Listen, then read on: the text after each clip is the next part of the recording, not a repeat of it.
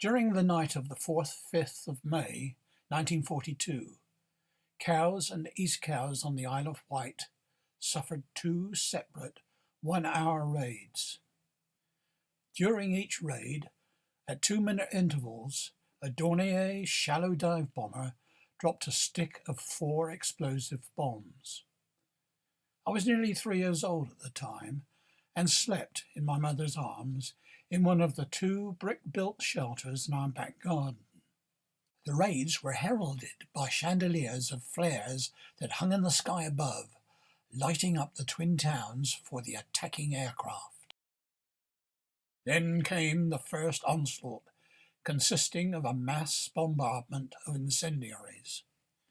The twin shelters were built with closely facing entrances, and by chance an incendiary fell between the 2 doorways. My father was quick to grab the device, which was then spitting phosphorus flames, and he threw it aside. He burnt his hands, but saved many neighbours. However, he was to be taken to task the following morning by one of those neighbours for burning down her fence. At that time, the locally built Polish destroyer Błyskawica was alongside the hammerhead crane at Cowes, undergoing refit.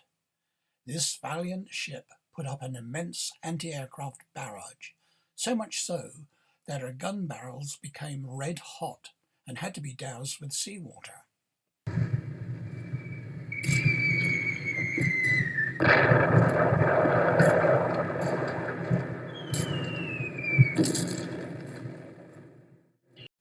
We had survived, but many others had not. After the raids, we were not allowed indoors as the buildings were dangerous.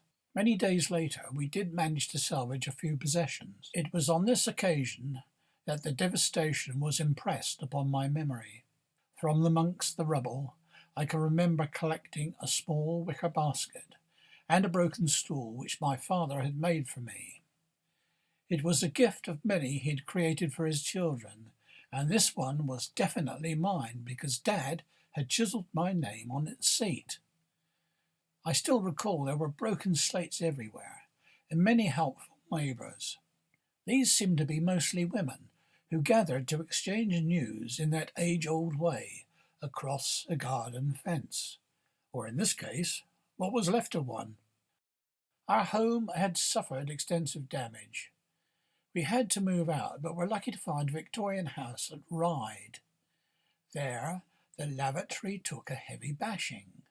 All us kids, friends, Mum and Dad, the old cistern clanked away constantly, and its chain with ornate handle swung often and was seldom still, so much so that it was cutting a deep furrow into the thick plaster of the wall. Dad came up with a solution. He nailed the seat of my old broken stool to the wall as a buffer for the chain. There my carved name confronted everyone who dared enter. Was it Pete from Canada? Perhaps he, or one of the other would-be suitors who chased my sisters. The delicate information that the lavatory was required became encoded with the phrase, "Just going to the John." So now you know how that expression was born. It's my claim to fame. That Victorian house remained my home as I grew up. My mother lived there until her death in 1989, when it became my job to clear away all the tangible memories. On the final day, just before I handed the keys back to the landlord, the stool seat was still there. I just couldn't leave it. I prized it from the lavatory wall.